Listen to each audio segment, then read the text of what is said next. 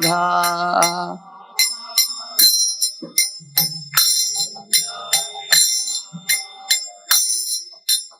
Radha Madhava Kunda Vihari.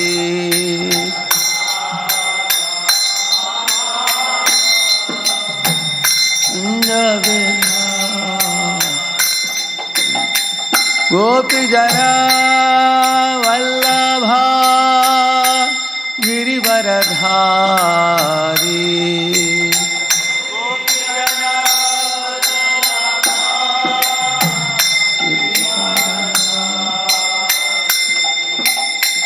Gopi Jana Vallabha Girivaradhari.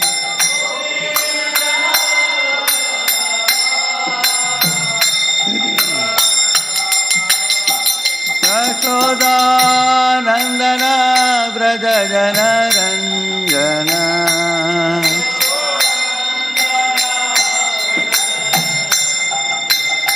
Yashoda Nandana Braja Jana Ranjana.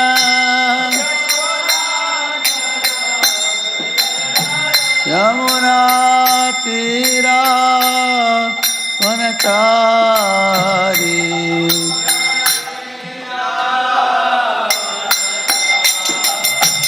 Yamuna Tira Vanachari.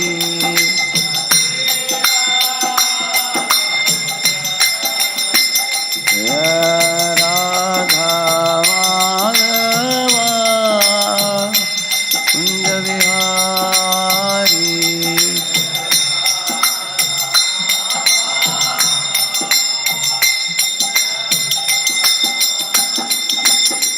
Gopi Jana Vallabha Girivaradhari.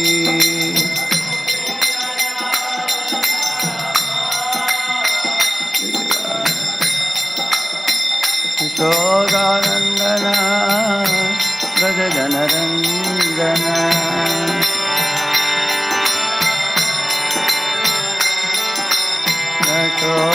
Yashodanandana Braja Jana Ranjana. Yamuna Tira Vanachari.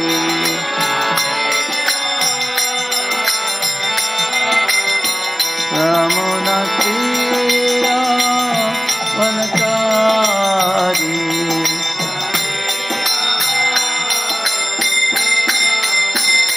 Jaya Radha Madhava Kunda Vihari.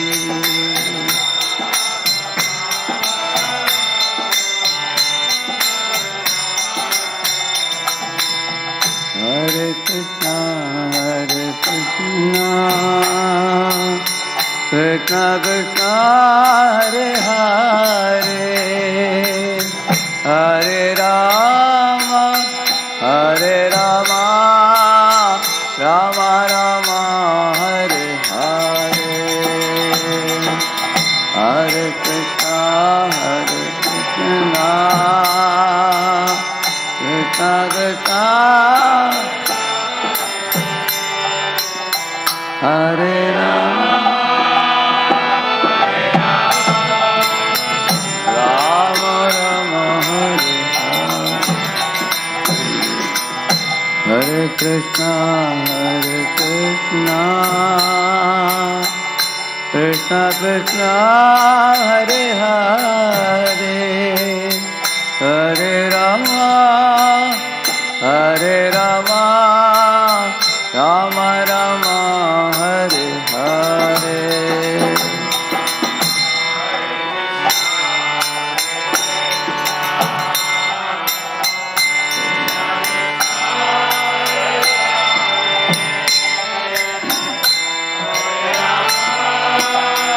Hare Rama, Rama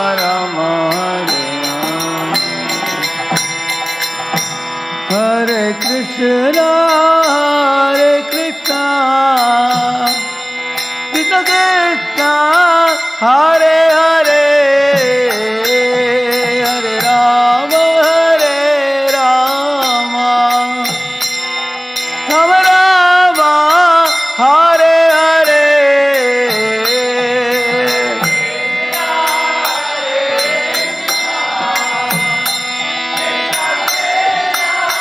Hare Hare,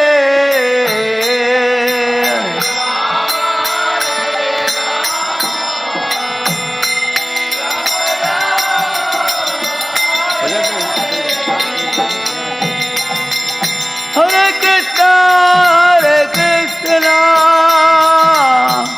Krishna Krishna, Hare Hare, Hare Rama, Hare Rama, Hare Rama, Rama Rama, Hare Hare. Loudly.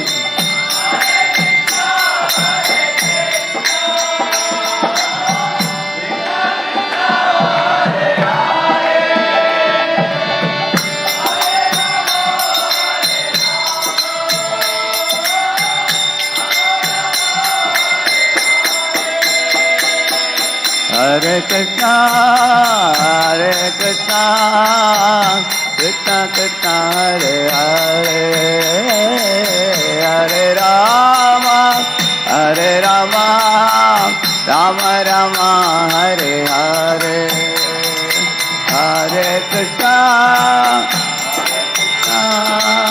Krishna Krishna, Hare Hare.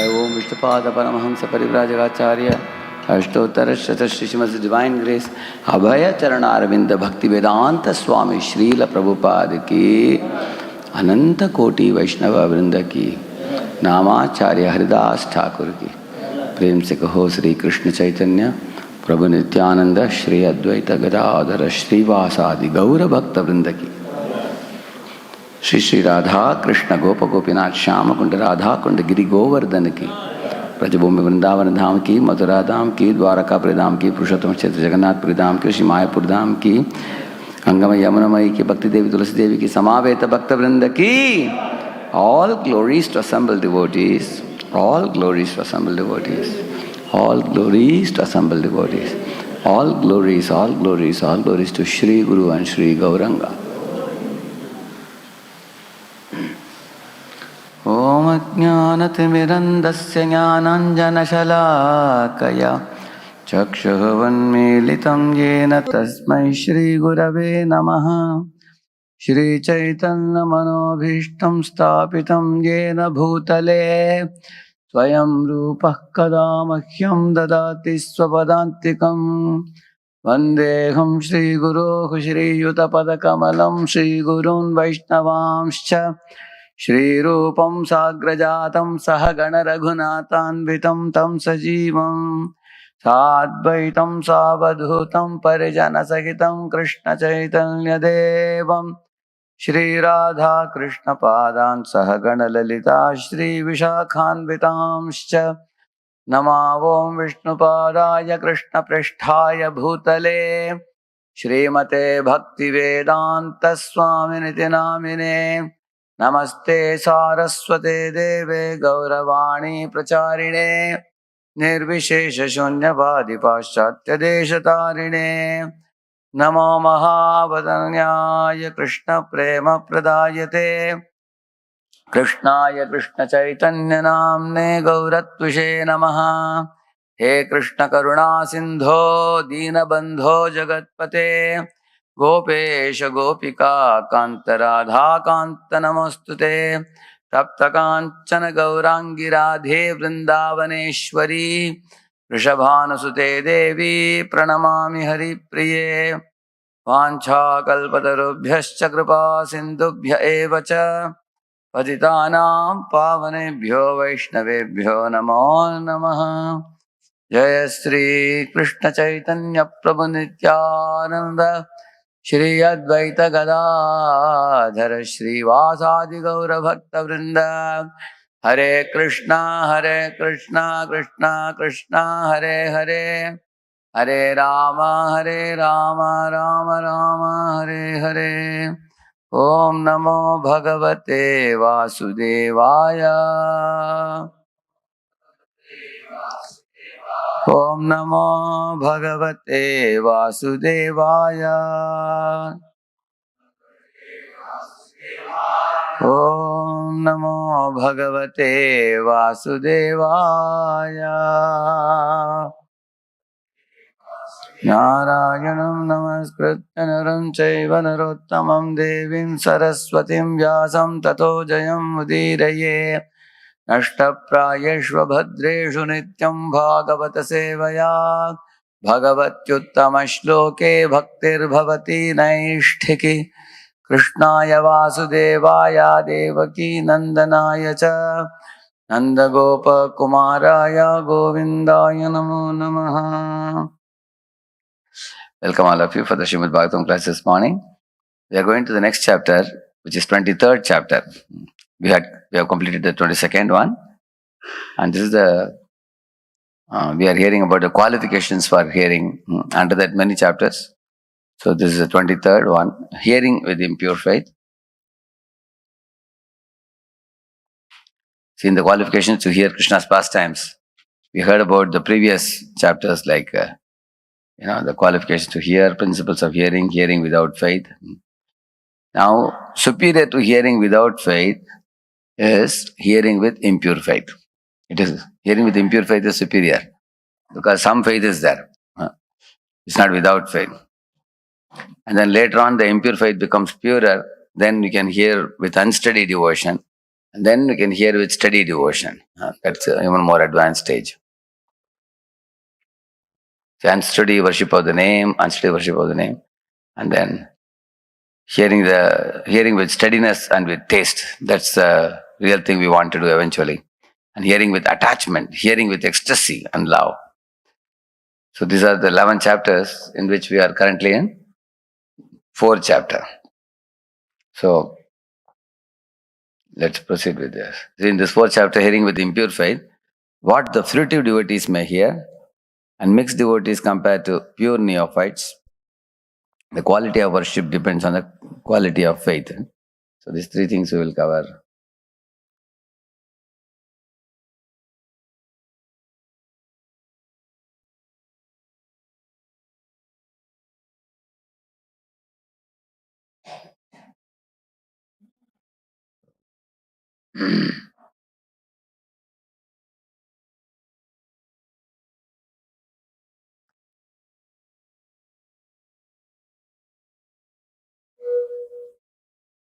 What fruitive devotees?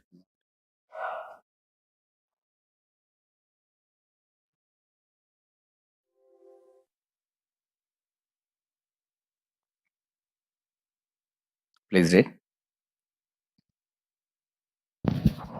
Introduction. Persons who have awakened a measure of faith in Krishna are to be known as devotees. Like you see these 4 types of devotees. They are devotees actually. Chaturvida bhajante maam, jana sukritin arjuna, artho jigyasur artharthi, jnani cha bhardarshava. They are facing some challenge in their life, but they are not going to any demigod. They are coming to Krishna. Although they may come to Krishna with material motivations, still they are counted as devotees because they are not choosing to go to someone else.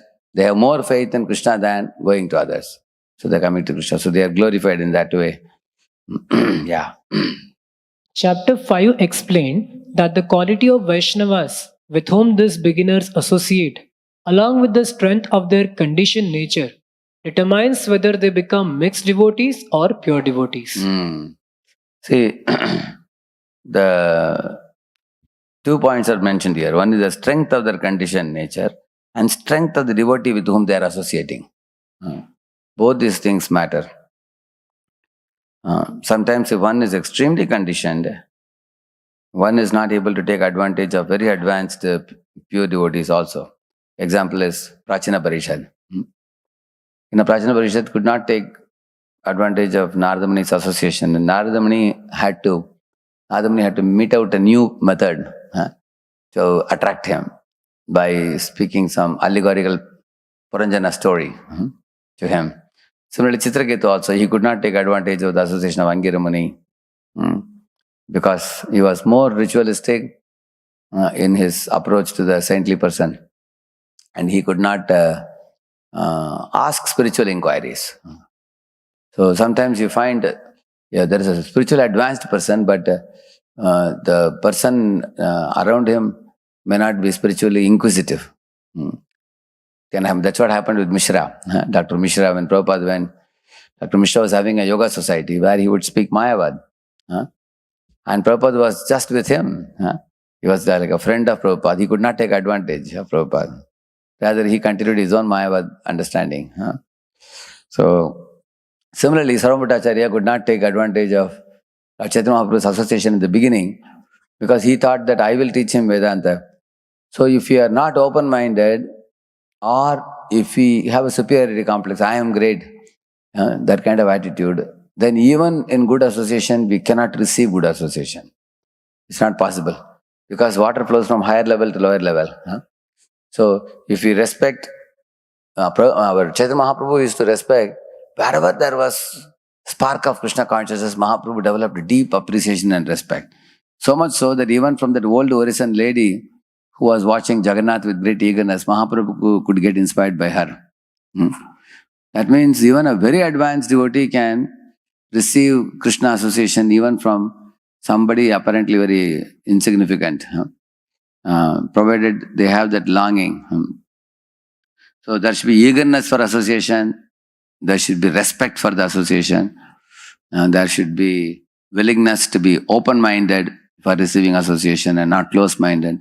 One should be free from false pride that it's called as I know-it-all syndrome. If one has I know-it-all syndrome, even when there is association, one cannot take advantage. This bad habit can come to us, especially after we grow to many years. Then we tend to think that I am more in a position to give and not receive. Then we may not want to go and sit in the lecture of some younger devotee giving.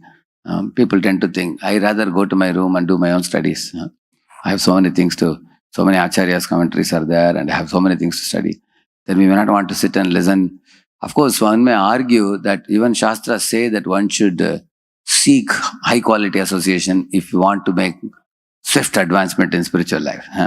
So one may say that is it wrong? Scriptures don't condemn that. To seek high quality association, to purify our heart faster and advance faster. At the same time, we are not like independent practitioners of Bhakti Yoga living in some dham. If you see in Vrindavan, you find people have only 3 possessions you will find. Many of the sadhus, they have a stainless steel dabba, they have one cloth which they wear like a turban, and they carry a stick. If you are like that, then you have a lot of freedom. You can lie in the bank of Yamuna, sit in a gufa and chant like Haridas Thakur. You can seek advanced association and read your own books if you are on your own. But we are not like that. We are in an organization. So there is a protocol that every day we have Srimad Bhagavatam class and we hear from every devotee who speaks. Maybe they are advanced, they are not so advanced. Maybe they give simple lectures or advanced lectures we hear. At the same time, we need to also observe our attitude. Whether do we have respect for other Vaishnavas, we have appreciation, we have open-mindedness, and we are willing to hear. So then there is advanced association also. Sometimes, even in the presence of pure devotees, one is unable to take advantage. Like you can see our Ramanand Raya and Chaitanya Mahaprabhu, when they were talking, the Brahmanas were Vijatiya Brahmanas. So even though they saw Mahaprabhu, they could not take advantage. They could not gel, they could not connect with the behavior of Ramanand Raya and Chaitanya Mahaprabhu. So they could not take advantage. You can see that. So therefore, that means the strength of one's conditioned nature may be so strong that one is unable to take association. Or the person whom we are trying to associate may not be potent enough to offer us something that will purify us and elevate us. Like sometimes you find that very sincere sadhakas, very sincerely inquisitive, they are actually open-minded. They are willing to receive good instructions, but the person who is mentoring them, they don't have much stuff to give. They may think that we just give prasadam and we make him happy, that's all. But if the person who is mentoring them can provide them the right kind of spiritual food, this person would take leaps and bounds. Just like you see Chanakya guided Chandragupta and he made him the king of the whole country. Practically Guptas were ruling the whole world at one time. I mean, the whole country. Golden age of the Guptas, you say.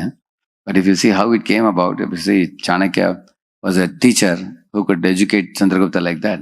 Similarly, Bhaksan Sasi Thakur brought the full potential of our Srila Prabhupada and inspired him to, empowered him and inspired him to propagate the wisdom all over the world.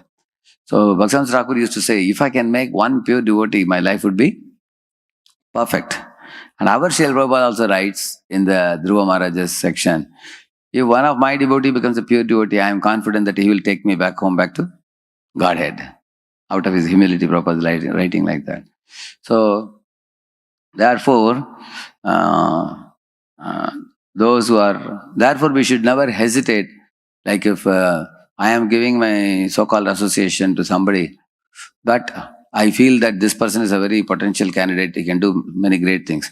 We should not fear to introduce them to more advanced devotees. I have written letters to many of the senior people and connecting them, some devotees who could do much more than when they are under us. So just like you will see Sripad Ramanujacharya also, he was actually sent to different great personalities to learn certain specific things. Like he went to Goshtipurna to learn certain things. Like that. He learned Ramayana under somebody. He learned Vedanta Sutra under somebody, like that he was sent.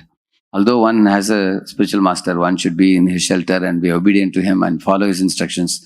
And one is also allowed to take association with the blessings of the spiritual master. And one should advance in spiritual life. So the strength of the person giving association and the strength of the conditioned nature of the subordinate person, both these things are to be taken into account. That will decide whether this fellow will become a mixed devotee or a pure devotee. So, pure devotees who are very powerful, they can actually award a pure devotion service. If a superior is himself mixed devotee, then they also award a mixed devotion service to their subordinates. So then it becomes mixed. Both are in mixed platform. Read further. Yeah. This chapter discusses the topics appropriate for mixed devotees to hear, or to be more specific, the topics for mixed devotees attached to fruitive work. Yeah. So, in mixed devotees also, there are mixed devotees attached to fruitive work, mixed devotees attached to jnana or yoga. So, earlier we saw that karma, jnana, yoga, they are all mixed devotees. Karma Mishra Bhakti, Jnana Mishra Bhakti, Yoga Mishra Bhakti. That's all mixed devotees. Like Karma Mishra Bhakti, example is Indra, Daksha Prajapati. They are Karma Mishra Bhaktas. And Jnana Mishra Bhakti, if you see Maitreya, is mentioned as Jnana Mishra Bhakta. And like if you see Yoga Mishra Bhakti, they are Bhaktas, but there is a mixture of Ashtanga Yoga. What is the meaning of Yoga Mishra? Yoga Mishra means they are trying to control the mind. But when a devotee cannot control the mind, the devotee depends on Krishna for help and prays to Krishna to purify his mind. Like we sing Bhajakure Manashi Nandanandana Abhaya Charanarvindare. Whereas when yogi sees mind is uncontrolled, he thinks, I will control it now. That's one difference. So, in this way, there is a mixture of karma, jnana, yoga in the mixed devotees. But this is specifically talking about mixed devotees attached to fruitive work, karma mishra. Yeah. Fundamental to all devotees is faith in the divinity of their worshipable Lord. Krishna describes this basic conviction. Janma karma chame divyam jevam yo vetti tatpatah tyaktva deham punarjanma naiti mameti sorjuna. One who knows the transcendental nature of my appearance and activities does not, upon leaving the body, take his birth again in this material world, but attains my eternal abode, O Arjun. Yeah. See, for example, you will see Karma Mishra Bhaktas. Indra, I was telling you, is a Karma Mishra Bhakta, but still he has appreciation for the Lord, respect for the Lord, adoration for the Lord, and he offers many, many prayers along with other demigods to Lord Vishnu. You will see that. And also he maintains a Brahminical culture. So you will find that they are subordinate to the Lord. That's why we say Vishnu Bhakta Smrito Daiva. Asurastat Viparyaya, we say. Similarly, Maitreya, I was telling you, is Jnana Mishra Bhakta, but he has a great adoration for Vidura. And he tells Vidura, when I am speaking spiritual knowledge to you, I am more inspired by you than you may be inspired by me. Why? Because when Lord Krishna visits your place, home, he puts his lotus feet on your lap and you massage him and he goes to sleep. Who can be so blessed in this world to have Krishna's lotus feet on your own lap and massaging it? Since you got his association, I am also taking your association in the name of teaching you. Which goes to show that Maitreya may have some mixture of jnana, but he has a good amount of inclination towards bhakti. And therefore, eventually, this jnana tinge will be purified. And then he becomes qualified to also teach devotional service. You will see that. So, therefore, even though there may be some mixture in the beginning, the mixture can eventually get purified. But the foundational qualification is they should have this faith, Janma Karma Chame. Because the Divyam is very important. If somebody doesn't believe that Krishna's birth and activities are divine, then there is no purification elevation. One is stuck in the same plane. One should have the faith. Like you see here, Krishna appearing in the jail of Kamsa. He manifested many divine opulences and abilities at that time. You will see that. Tamadbhutam balakam bhujekshanam. So the very first line says, Tam adbhuta balakam, it says. Why is adbhuta balakam? He's not ordinary balakam. It's adbhuta balakam because he manifested 400 form. He showed Shankachakra Gada Padma. He had a Kaustubha jewel. He had a Srivatsa Chinha. He had a Pitambar. He was not a crying child. He was a smiling child. He was not a child who was mum. He was actually a speaking child. He was speaking to the parents. And he is not a forgetful child. He was a remembering child. He remembered the previous two births of his parents. He told, you were Prishni Sutapa, I became Prishnigarbha, you became Aditya Kashyapa, you became Vamana. Now you became Devaki Vasudeva, I become Vasudev. So he reminded even the parents about their previous births which they were not aware. He was reminding them. Which ordinary child can do that? And then when he spoke to them, when he ordered them to take him to Nanda Gokulam, you will find the jail doors opening and Vasudev carrying him. So you can, and Anantashesh coming and offering him protection. And Indra showering rain all over except on Krishna. And Yamuna giving way. So these are all actually divine arrangements which happen because the top personality in all the material and spiritual creation is descending in this world. In order to facilitate him, all the devatas are very happy to cooperate with him. Even the constellation of stars, they became arranged in such a way that it became auspicious at the time of Krishna's appearance. Ashtami, for example, Ashtami is not a full moon day, but moon became full moon for the pleasure of Krishna. The nightingales were singing, peacocks were dancing, the rivers were full of water.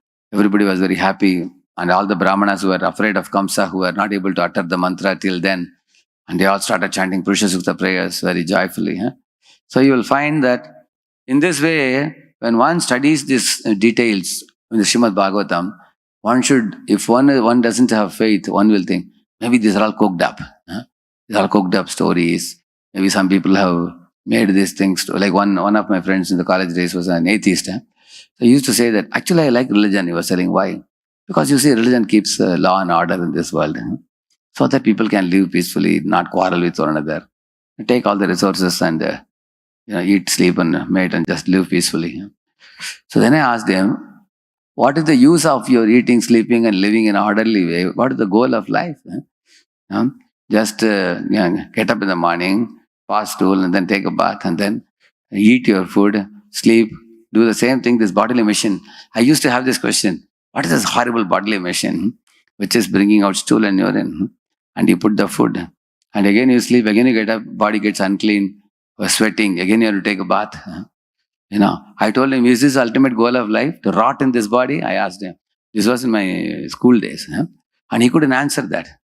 No, he said, I don't know what is death, but till death we should live peacefully, he was telling. They don't know, he's ignoramus. So these people have no goal of life. They think this body is all in all. Just eat, sleep, be merry, and then keep law and order in this world. And they think religion is meant for that purpose. So these are faithless. So such faithless people can never attain the Lord. Lord says, aprapyamam nivartante mrityu samsara vatmani. 9.3 Bhagavad Gita, Krishna says that. Such people. So, and also there are others who have faith in religion and scriptures, but they have more faith in, for example, there are Shadadarshan people. There was one doctor in Pune, one Ayurvedic doctor, old man, he is like 75 or 80 years old. Still, when there is a 3-day conference on Shadadarshan, he will go for that. Because that philosophical bent of mind is there. Even in old age, all the teeth are gone, hair has become white and baldy, and he's going and sitting hearing Shadadarshan. That ruchi is there. Philosophy. But you tell him, chant Hare Krishna, they won't chant. That faith is not there. So you will see that's the point. If somebody is fortunate, only then he will have that faith. Janma karma chame divyam. These activities are divine.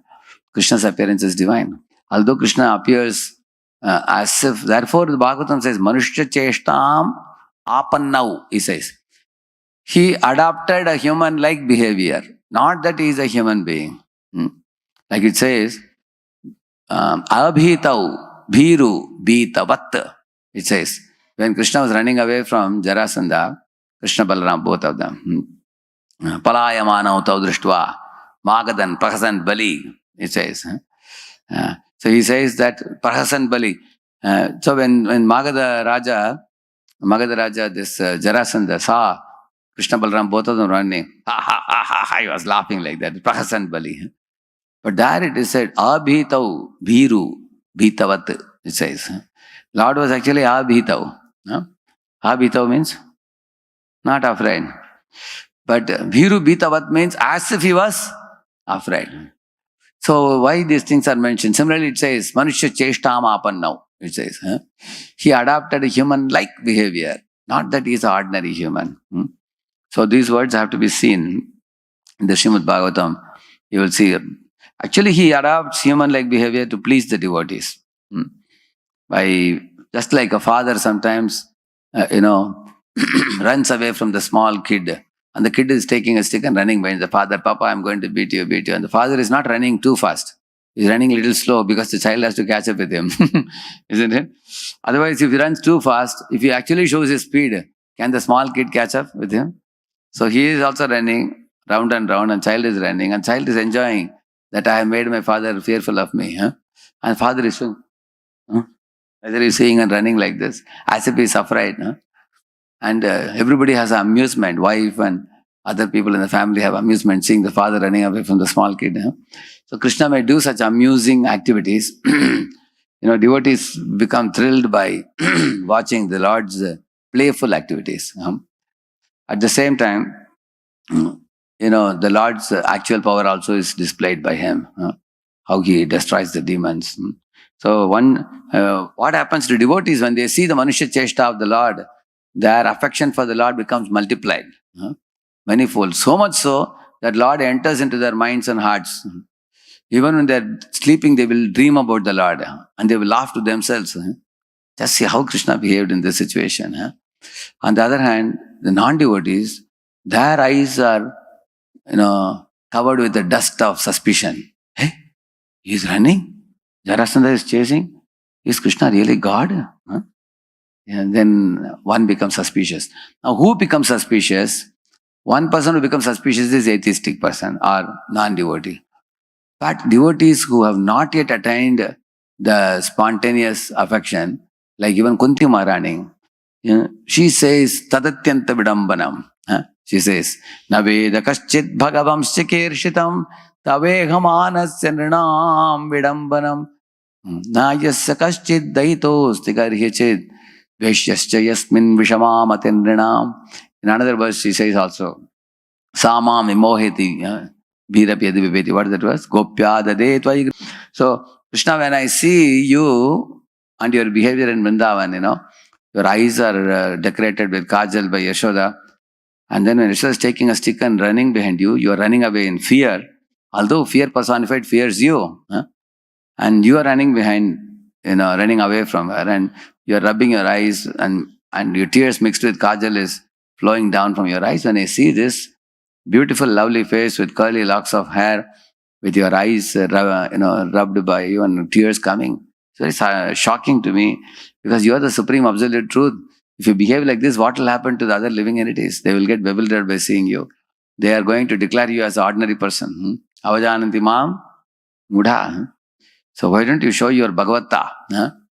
Godhead gives up his godhood for the pleasure of his devotees in Braj. So Godhead doesn't exhibit his godhood in Vrindavan. So therefore, that's the point here. When we see his activities, even the personalities like Shiva and Brahma have a problem when Lord does not manifest his majesty. Prabhupada says. Therefore, in Vaikuntha, Lord Narayana is superior to Lakshmi. Lakshmi is always at the feet of Narayana. Where? In Vaikuntha. That's what Brahma, Shiva wants, and all devatas want. Therefore, Vishnu accepts that pose. Okay, you guys want to see me like this, I'll be like that, don't worry. They are too much affected by majesty. On the other hand, in Vrindavan, Lord becomes subordinate to Radharani and Yashoda and everybody. Covered boys. Covered boys are climbing on his shoulders. Lord is putting his crown at the feet of Radharani.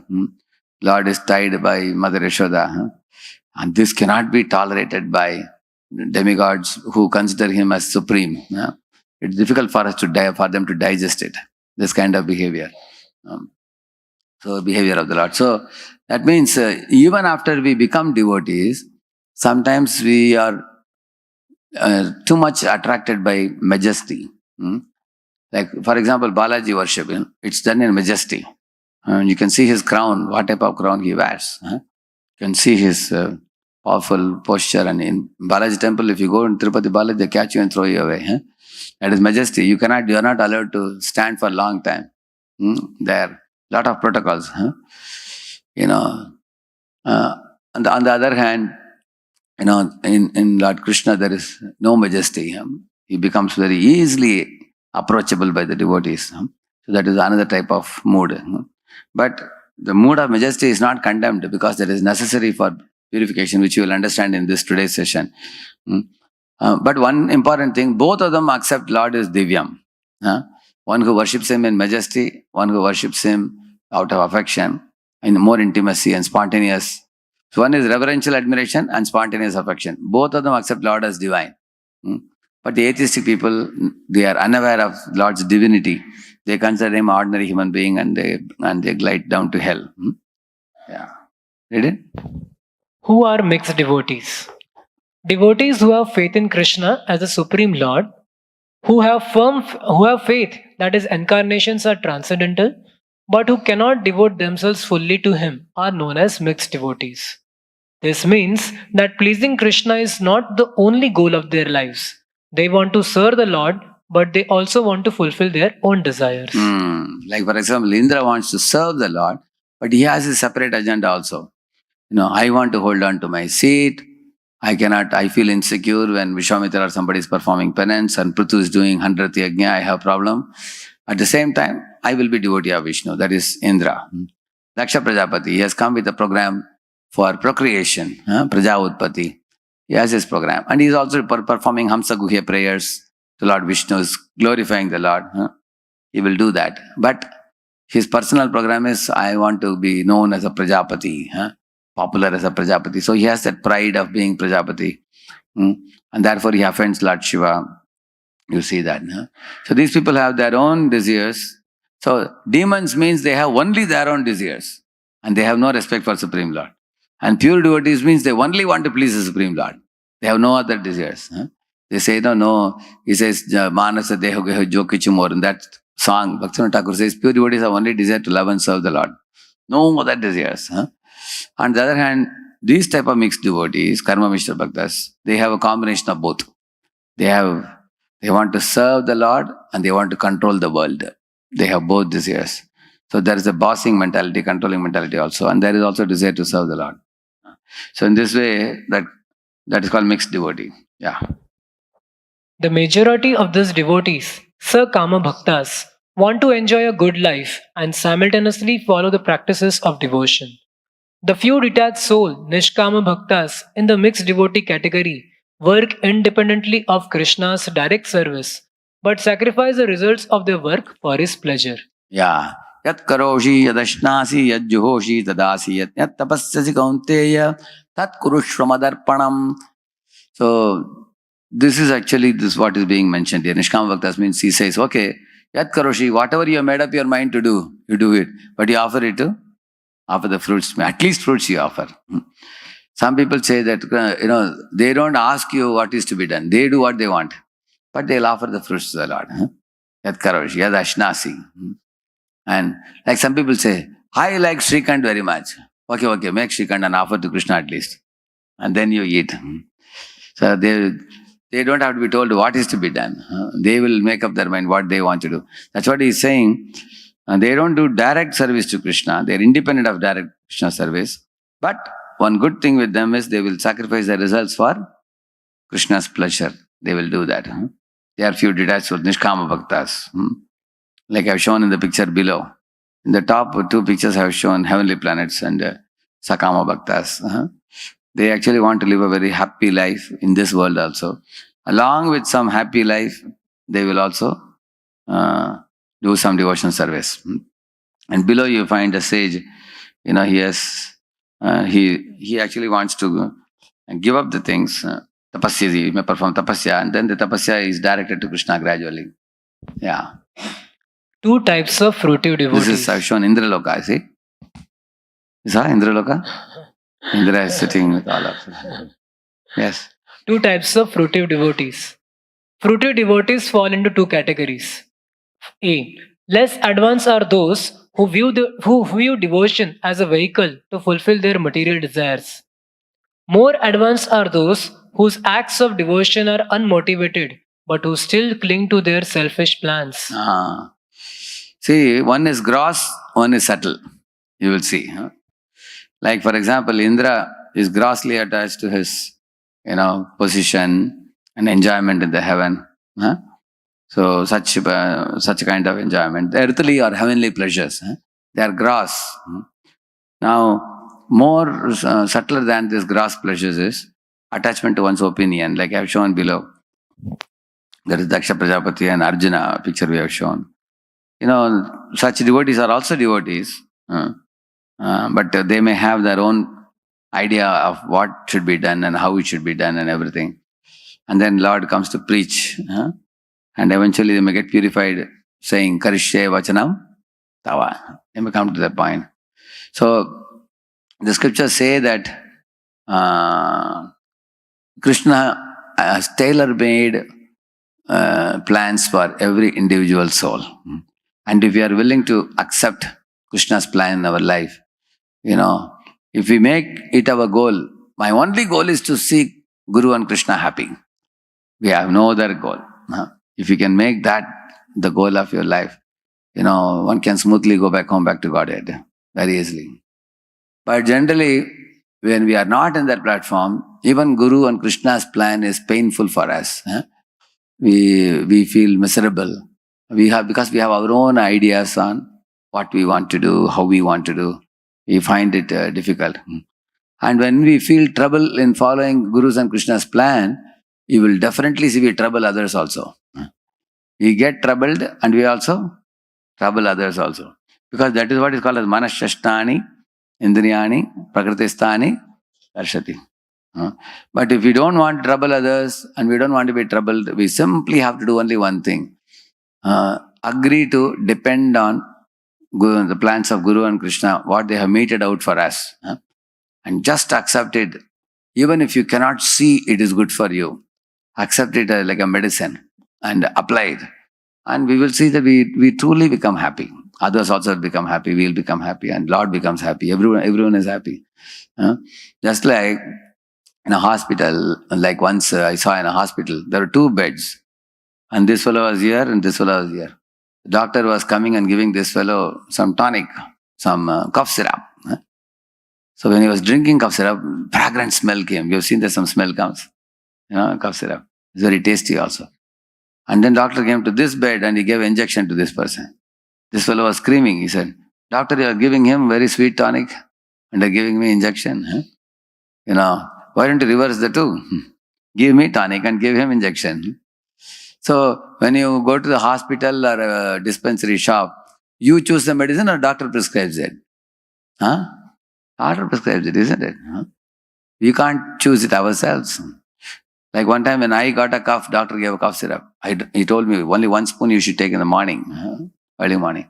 When I took early morning, I called the doctor. "Doctor, if you don't mind, I can take 4 times also. It's very delicious." "How many times I should?" He said, "No, only once you should take," he said. So sometimes the medicine is very sweet and we think that we can take more, correct, no? But who knows best? Doctor knows best. Like we say, Prabhupada says, "Eat Krishna prasadam.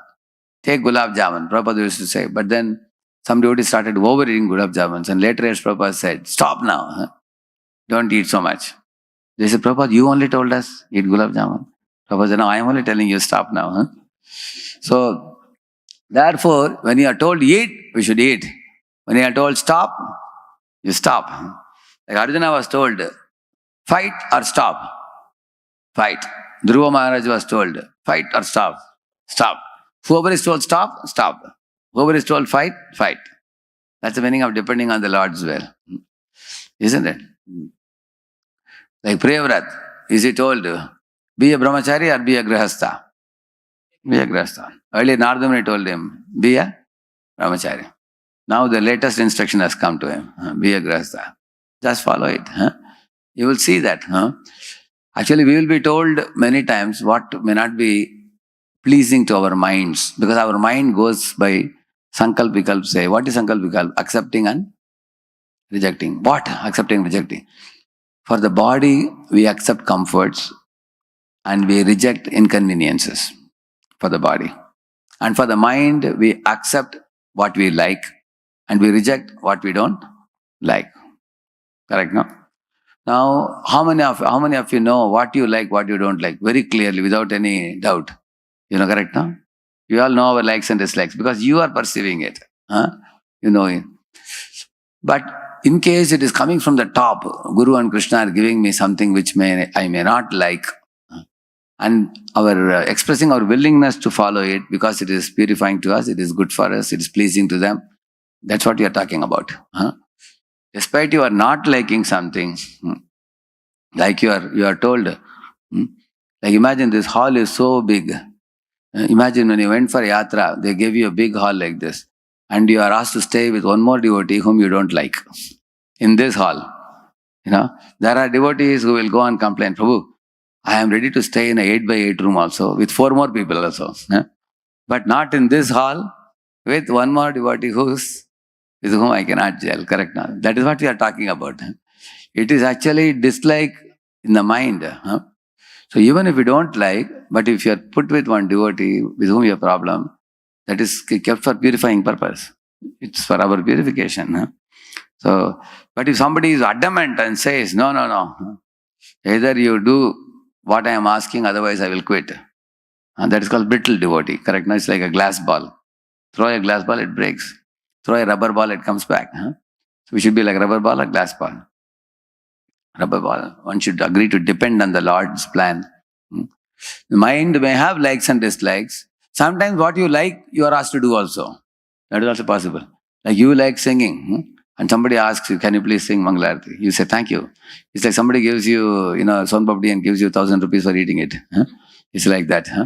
It may happen also. But sometimes we are also asked to do something which you don't like, but which is what the superiors want. We agree to do it. Yeah. In the same manner, for the body, what is sankalpikal? For the body is acceptance and rejection is what? Accepting conveniences, comforts, and rejecting inconveniences and discomforts. Like Prabhupada was in Kumbh Mela. He saw devotees are hesitating to take Ganga bath. Prabhupada himself went to the Ganga and took a dip in the chill waters early morning. And the devotees saw Prabhupada, everybody jumped. After that, they also went and took bath. They didn't mind the inconvenience, isn't it? We may be taking hot water bath daily. But then when you go to Kumbh Mela, you may not get hot water. Then you take Ganga bath, no problem, once in a while. So that's the point. The less advanced devotees are those who view devotion as a vehicle to fulfill their own material desires. Material desire means a personal desire for sense gratification. Spiritual desire means a desire to satisfy the Supreme Lord. So, if I'm using devotional service for this purpose, it's less low class devotional service. More advanced are those whose acts of devotion are unmotivated, ahaituki, but who still cling to their selfish plans. Yeah, they are not attached to commodities or post or position or gold or land or women. These are gross commodities. They are attached to my opinion, my way of doing things, my plans, my ideas, my desires, my kind of comfort level, like that. That is the attachment to those subtle, intangible things, very subtle things. That also a devotee has to give up. We have to give up the gross and subtle attachments if we really want to do pure devotion service. Therefore, like for example, many of us come from various backgrounds and we have read so many other philosophies. But when we come to Krishna conscious philosophy, Prabhupada says doubting is a function of intelligence. So we can ask doubts, but after you get the knowledge from a bona fide sampradaya, still if you continue doubting, then you're a rascal, Prabhupada says. One place Prabhupada says that. That means, attached to my doubts, not willing to give up our doubt. Because we have a too high estimation of our own intelligence. Correct, no? So, therefore, you will find, as one proceeds in the study of Srimad Bhagavatam beyond the 5th canto, then one will understand that, one considers oneself insignificant. One considers our own brain and intelligence to be very insignificant. And we are subject to 4 defects in this world. We have so many deficiencies and flaws and 3 gunas and everything. So we should not have very high estimation of our own pratyaksha praman. And shastras are very deep and profound. Acharyas are very learned and very advanced. They can actually teach us things which we cannot immediately perceive with our mind and senses. So we should have deep respect for them. And that respect awakens, then one advances in spiritual life. So therefore, giving up opinion, how does it come? How can one give up one's own selfish plans and opinions? Only when we develop a deep reverence for some Vaishnava devotee and faith in the beginning, respect in the beginning, which develops into faith, and it develops into affection, and then attachments, and sayeva sadhushu krito mokshadvaram apavritam. Then we can be liberated, and then we can go beyond this hetus or motivations. Yeah, read below. Krishna advises preachers not to discourage such attached devotees from working. What is that verse? Sakta karmanya vidvamso yatha kurvanti bharata. Correct, no? That was Joshiyet sarva karmani, he says. That means, if somebody is attached, don't forcibly detach him. Krishna says that. Like for example, somebody is attached to Shiva or Ganesha worship. If you condemn the demigod immediately without giving him higher taste, then he will neither do demigod worship nor worship Krishna. And he will give up everything and go away. Don't do that. Try to gradually bring him from a lower understanding to a higher understanding. Similarly, somebody has a fruitive mentality. Like many students ask me, Prabhuji, you always say that we should not be greedy, but I am very greedy, I am very ambitious. I want to become a big entrepreneur and make crores of rupees. So, fortunately, this question was asked by one boy during my college days to Bhaktivinoda Maharaj. Bhaktivinoda Maharaj said, oh, that's wonderful. You make millions of dollars and give 50% to Krishna. He said, now I say the same thing. If any boy asks that question. So therefore, he's a fruity fellow. You want to become a big fellow, famous fellow, make lots of money. Make it. And then, make Krishna also a partner in your business. Give him 50% of your earnings. So that way, you Joshiyet sarva karmani. Dovetail him in Krishna service. So you will see most living entities, when they come to Krishna's lotus feet, in the beginning you will see they will only be willing to give money. And after some time, they may be willing to offer some seva. They develop a desire. I want to give for the dress. I want to give for some prasadam distribution. And they will give some donation. And after that, they will do some seva themselves. They will want to serve prasad. And and they may want to, stitch some cloth or make some ornaments, and some desire comes to render some service. They may not chant Hare Krishna, but afterwards, when they do the service, they get purified. Then they want to develop a desire for chanting Hare Krishna also. See, every morning we announce 250 people came, and how many of them agreed to chant daily? 5. Huh? That ratio shows that once in a while people are ready, but to daily chant fixed number of rounds. And for some to come to 16 rounds of daily chanting and getting initiated is even more higher. Correct, no? Not only that, some people become even initiated, still they only occasionally come to temple. But if somebody is coming regularly to temple and engage in Guru's mission, accepting Guru's mission wholeheartedly, there are devotees who have taken Guru's mission as their life and soul. Day and night they are working hard to expand ISKCON, distribute prasad, distribute Prabhupada's books, distribute the holy name, reach out to people, introduce new people, and then connect them to Sri Prabhupada's movement. So therefore, even if I find that they are angry people or, they have some anarthas, I don't feel it is a very serious problem, because the reason is these people are working so hard. They have given their heart to Guru's mission. On the other hand, imagine somebody is very polite and gentle and well-behaved, very beautifully he speaks, but he doesn't do one round chanting also. He's a pakka atheist. There are people like that. He will never put his foot in the temple campus. What is the use? Therefore, we should see the Krishna spark in the heart of people, wherever it is. Even I find our fellow devotees, some of them may be little, we may face some trouble from them, but see the spark of Krishna in their hearts. They have given up rich families. They are born in affluent families. They have given up the family. They have come here. They are serving in the Lord, serving Prabhupada's mission. That means there is some faith. Otherwise, how they have given up? Why don't we see that spark in them? They may be suffering from, just like we say, Abhisanda yohim sam tambam matsari me baba samram bibinadrik bhavam. So he says that the qualities like they have some anger, they have some violence, or they have some fruitive mentality, they have some separatist mentality, they have some problems, but they are unable to give up Krishna's lotus feet. They hang on and go on, even with some apparent faults also. Therefore, Krishna says, Apichet Sudaracharo Vachate Mam Ananya Bhag. So, we are seeing both things in them. There is a dirty conditionings are also there, and there is a Krishna spark also is there. But we should try to see that spark and expand it. When that becomes big, this will be burned down eventually. So, and we can see the devotees struggling with their lower conditionings, but still they are executing devotional service. So, and in this way, these kinds of selfish plans will go away eventually. And we should not discourage them, encourage them in devotional service. Sometimes a hardcore moralist says, what is the use of devotional service for these people? Better you give it up and go away. They say, they are fools, they don't know. Actually, devotional service should never be given up. No matter how much anarthas may be there, because devotional service is the ultimate purifier, sarvaroga nivarani. How can one give it up?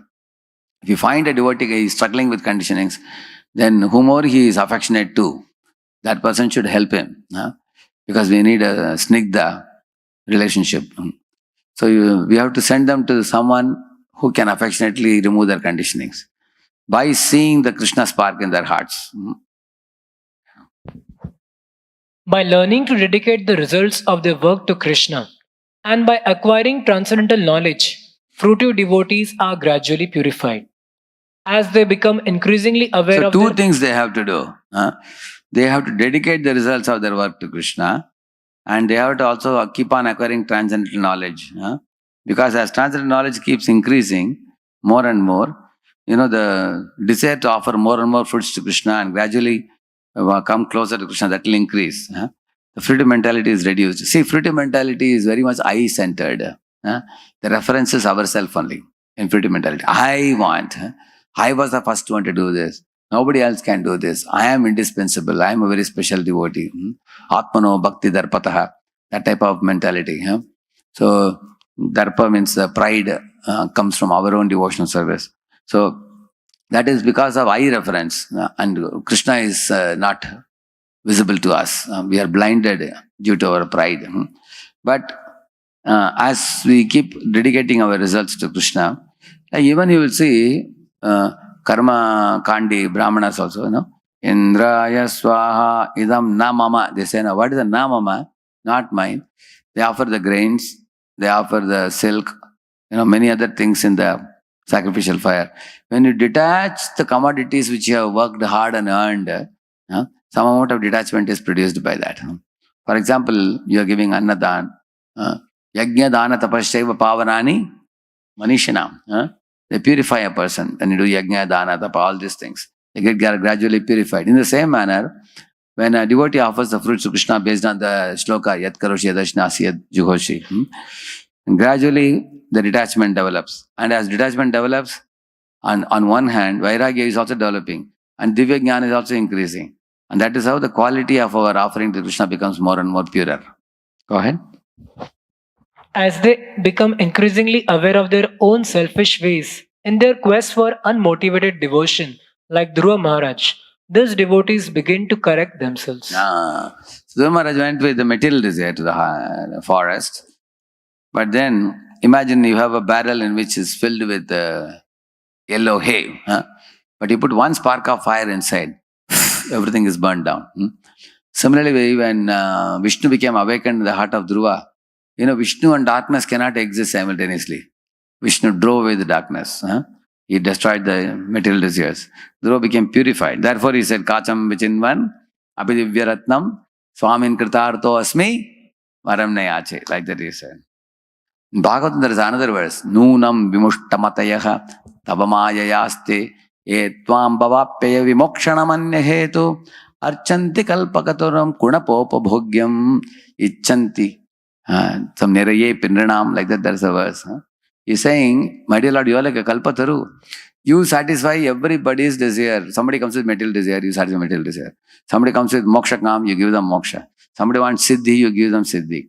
So I have to be careful because you are a kalpataru and I should not cheat myself by asking some cheap commodities from you. Rather, one should ask for loving service to you. So, Kunapabhagyam, I am such a fool, I am asking for material bodily pleasures, asking for a loka myself. So, he actually recognized very quickly. Yeah. The elevation to pure devotion. Heidi? How mixed devotees get elevated. The elevation to pure devotion takes place by the regular and systematic infusion of transcendental knowledge. The more saturated with knowledge one's devotional practices are, the more potent they become. And this increased potency shows in the devotee's increasing detachment from material enjoyment, which in turn further enhances the quality of their devotion. See, one may wonder, is it only the increment in knowledge? For example, you find somebody takes a big plate of food. As soon as he finishes, within 10 minutes, he has to run to bathroom. Everything drizzled in one shot gone. Nothing now in the belly. And this fellow is very, very skinny. He took in so much. Why he is not getting strong? Either the worms in the belly are eating it, or he is not able to digest the food. Similarly, it is not only the quantity of hearing that you do. Many times sadhana card we check whether you have completed the number of hours of hearing. Like that. On the other hand, somebody may not have immediately clearing the belly. He may eat also, but he is not becoming strong. And the body is always 40 kilo, 30 kilo only. It's not increasing. Why? Because the worms are eating it. Similarly, we may be gaining knowledge, but that knowledge is not awakening devotion. Rather, it is becoming a scholarly aptitude. He is tasting Raschand Alankar in the scriptures sometimes. There is a tendency in us, especially if you have a scholarly bent of mind, to taste the grammar or the usage of words or the chanda. It's not wrong to taste at the same time. Because even our great acharyas like Vishnu Chakravarti Thakur and you see Kaviraj Goswami wrote that beautiful Ashtakam of Radharani. Kunkumakta Kanchanabja Garvahari Gaurabha Pitananchitabja Gandha Kirti Nindi Saurabha Vallavisha Sonu Sarva Vanchitartana Radhika Makyamatma Pada Padma Dasya Dastu Radhika. So you can clap hands and enjoy. Many people will clap hands without knowing the meaning also. His meter is very good. But we should make an effort to also know the meaning, what is the meaning of the song, and relish it also.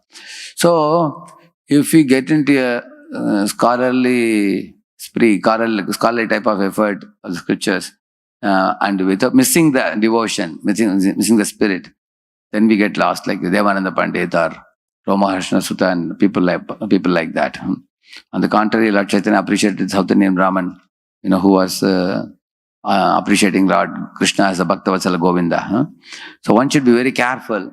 Or sometimes one study of scripture is to show one's greatness. That is also another thing. Popularity game. So that is another danger. Or somebody is hearing scriptures as a ritual, niyama agraha. Niyama agraha means accepting the sadhana card and filling up diligently. Prabhuji, 8 hours of reading is over. But he is not reading for the sake of purifying the heart and elevating his consciousness. Correct, no? So therefore, hearing definitely produces advancement in spiritual life, provided the attitude of the devotee is right. That is one of the reasons we say the menial services helps a lot. We are ordered by Guru to do some menial service. We do those services, and we cultivate the seva bhava, service attitude in everything we do. Right from the morning we rise till the time we go to sleep. With service attitude, like we should render loving devotional service to deities, loving devotional service to the devotees. That kind of attitude, right attitude is very vital. Go ahead. In other words, fruitive devotees, though still influenced by the mode of passion, should be encouraged to study and hear the philosophical teachings found in Srila Prabhupada's book. Who should be given initiation? Conditional devotees, if they are able to uphold vows, may also take initiation and chant Hare Krishna under a spiritual master's guidance. On the one hand, initiation should be offered to those devotees whose spiritual development is progressive, increasing in knowledge and detachment. On the other hand, initiation should not be offered to devotees who maintain a tenacious hold on their attachments and whose ability to progress is therefore negligible. Yeah, actually, nowadays sometimes somebody is chanting for 3 months, 6 months. Somebody forcibly gets them initiated. They say that initiation ceremony is coming. Come, I will take you, and they get them initiated. So their initiation has happened. New name has come, but the person has not changed at all. And the person has his own attachments. You go to their home, in the altar you find all demigods are also there, and he's still reading newspaper. He's going to movie. He doesn't complete 16 rounds properly. So that's very dangerous to the guru also. So gurus also have to be careful while initiating. They have to check whether this person is qualified or not. My spiritual master was once telling, Gauram Prabhu and me were sitting behind. Yeah, Gauram Prabhu was telling Maharaj, here is a list. So he showed a big list of 40, 50 youths. Maharaj said, so you are recommending them to me? No. Maharaj said, no Maharaj, I have connected them to you. Now they are your people now. You may initiate them. And Maharaj said, see, I don't know them. I know them through you. Therefore, you also have to take a part of the karma. If they don't follow. Immediately took the list back. Really, Maharaj, then we will go through the list again. Later on, me and Gauram were talking with each other. Dangerous thing. You are saying very dangerous. We thought that we just connect people to Guru and Guru will take all the sinful reactions. And we don't have to worry. But Guru said, I am depending on you to make sure that you bring the proper people to me. On my trust in you, I am initiating them. Like that he said. So therefore, we should not take people to Guru who are not, who are not actually working on removing their material attachments and progressing towards Krishna. The initiation is not a fashion. Unable to uphold their vows, such devotees will only embroil themselves and their gurus in reactions to their offenses. Better, they first receive systematic training in Krishna consciousness and thus gradually qualify themselves for official recognition by the disciplic succession. What should fruitive devotees hear? The education of fruitive devotees should include hearing the pastimes of Lord's incarnations as they are described in the first 9 cantos of Srimad Bhagavatam, as well as the pastimes of Krishna imbued with divine majesty and opulence. Krishna himself confirms that such hearing inspires devotees to tread the path of pure devotion. Etam vibhutim yogam cha mama yo veti tatvata. So vikalpena yogena yujyate natra samshayah. One who is factually convinced of this opulence and mystic power of mind engages in unalloyed devotional service. Of this, there is no doubt. So, for example, in my Krishna Rasanam classes also, I used to speak on pastimes like this, like Prahlad Maharaj, you speak, Dhruva Maharaj, Ambarish Maharaj, or Samudra Manthan Leela, Ditya Kashyapa, or Kardama Muni. These sections we can speak because these are all in the first 9 cantos. And Matsya, Kurma, Varaha, Narsingha, these pastimes can be spoken. One brahmachari, one speaker was speaking on the 12 Mahajanas. One Mahajana in one class. It's very nice it is. Similarly, Dashavatara, you can give 10 classes, one on each avatara. It's very nice. Take from Bhagavatam, prepare nice materials, PowerPoints, and you can present. In the same manner, Lakshmi Narayan Leela and Sitaram Leela, all are available, the first 9 cantos.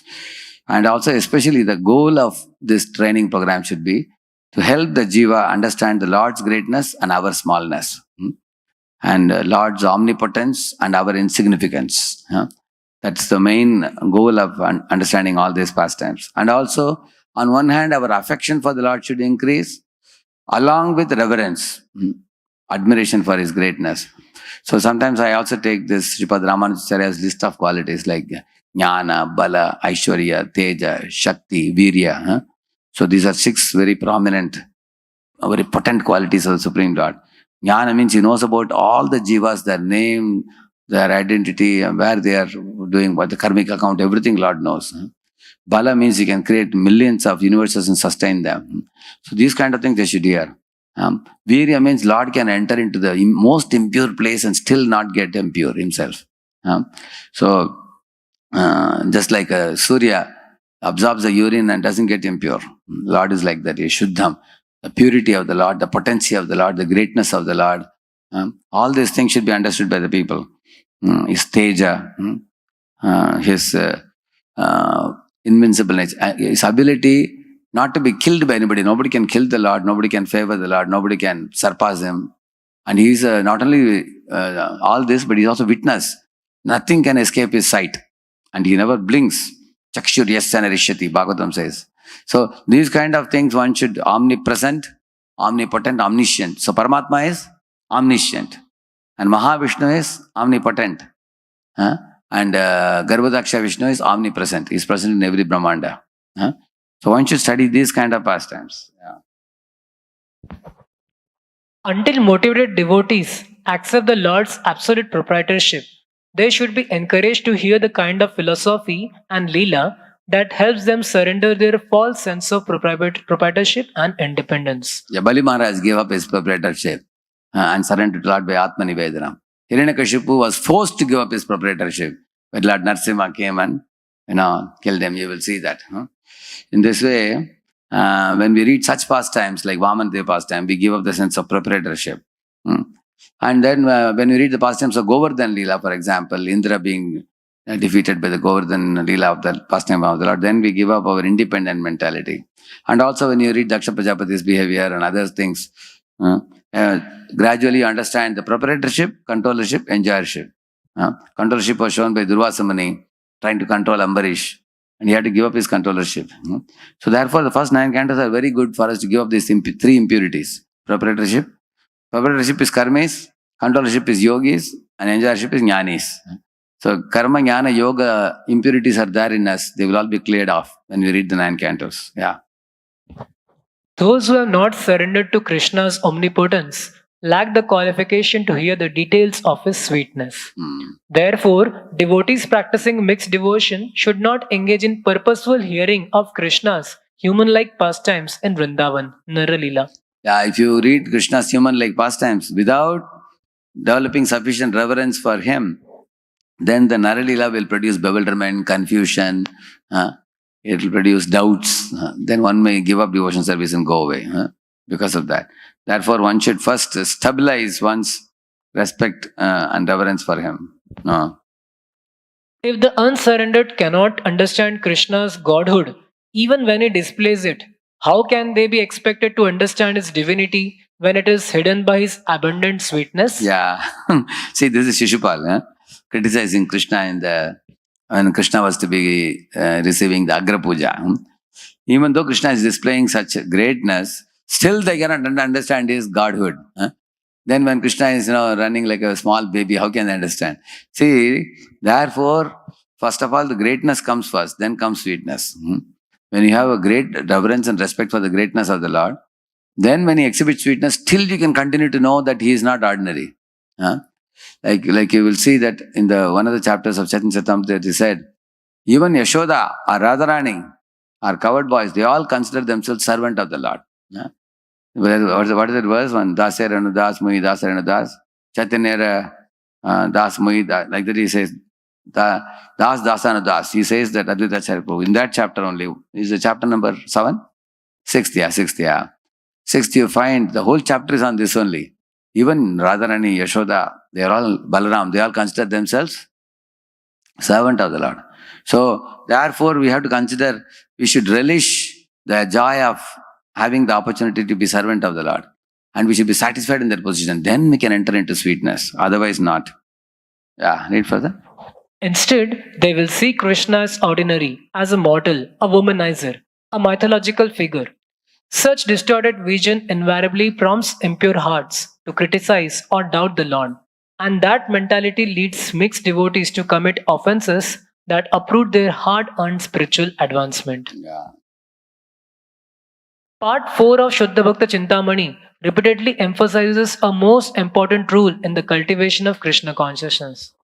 Devotees should only adopt spiritual practices for which they are fit.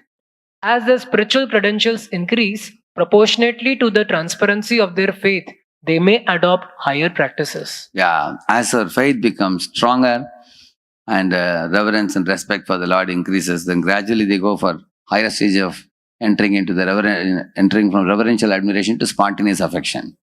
Yeah. Lord explains in this principle to Brahma.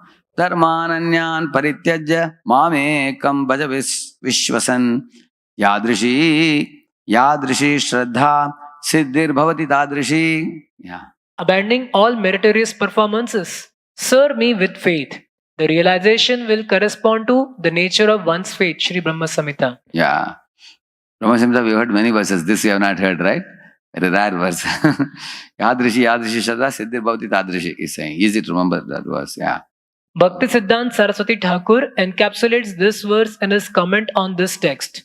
The more transparent of the faith, the greater degree of realization. Yeah. See, Arjuna saw Vishwarupa Darshanam of Krishna, and therefore we go through the whole Gita, understanding Ishwaraji, Prakriti, Kala, Karma, and Krishna's position first, before you enter Bhagavata. Yeah. Position of Mahabharata text. The Mahabharata is good example of type of literature materialistic devotees should hear or read in order to gain element faith. Srila Prabhupada often refers to women. Yeah, Prabhupada says, Three Shudra Dujabandhu Nam Trainam Shruti Gochara. Prabhupada would quote that in Bhagavatam always, you will see that. That means these people, they find philosophy very difficult, but they may appreciate, histories of kings and men and women and all those things. So therefore, the Mahabharata has a very exhaustive presentation of the greater history of India, Mahabharat, within which is capsulated the Srimad Bhagavad Gita, and also surrender to Krishna. So that can be read. No one should feel offended by this grouping, because today more or less everyone in the world fits into one of these three categories, he's saying.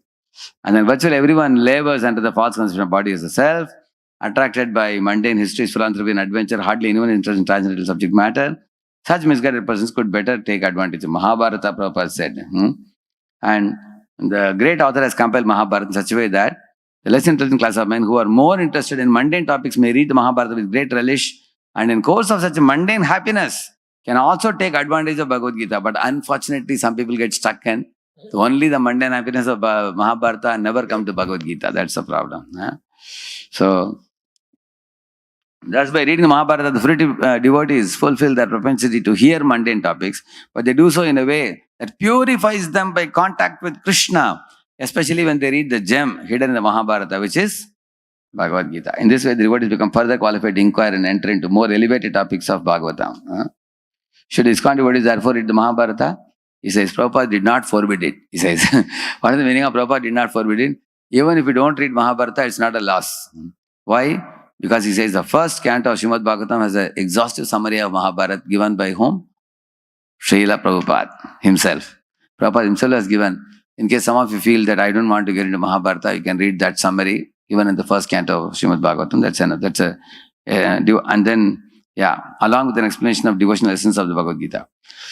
Therefore, careful study of the first canto qualifies devotees for further reading in Srimad Bhagavatam. Even without reading Mahabharata, you can go to Bhagavatam directly.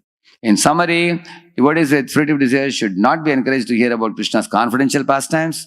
Instead, they should hear pastimes of Krishna's incarnations from the Puranas, adventures from Mahabharata and Ramayana, narrations depicting the Lord's omnipotence like this.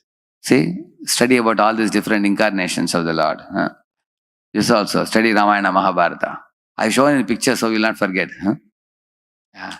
And study omnipotence of the Lord like this, where the Lord exhibits great omnipotence, power, prowess, like this. He shows Vishwarupa, Kalarupa. These kind of things should be studied to know actually what is his status and what is our status. Without knowing these things, simply entering into rasa dance, we will make a fool out of ourselves, without going to the basics. See, Krishna says, Ekamshana Siddho Jagat, in one Amsha I am holding the whole universe, he says. And he showed the whole Vishwarupa Darshan. Even after you enter into Vraja Leela, still some amount of greatness is explained so that we don't forget Krishna's supremacy. You can see that. Srila Prabhupada ki? Okay. Such devotees should meet Krishna's Vraja Leela only through incidental reading. Incidental means whatever comes in the purport. Attached as they are to material enjoyment, these devotees chant Hare Krishna as a ritualistic practice or as a means to increase their sense gratification. See, these devotees chant Hare Krishna why? To increase their sense gratification or as a matter of ritual. That's what they do. Therefore, they naturally commit offenses to the holy name. If they attempt to perform bhajan, remembering Krishna's Vrindavan pastimes while chanting, their efforts may degrade them to a materialistic way of life. See? Right now, we are doing chanting in a ritualistic fashion or for increasing sense gratification. In that stage, we should not meditate on Vrindavan pastimes. We will degrade ourselves. Instead, we should meditate on reverential pastimes of the Lord. Instead, they should be encouraged to purify their devotion by cultivating service, enriched with knowledge and detachment. Only when their faith becomes pure by such devotion, and only when they surrender, may they take up the higher forms of sadhana practiced by pure devotees. And this we will see in the next class. Part B, mixed devotees compared to pure neophytes. Srila Prabhupada ki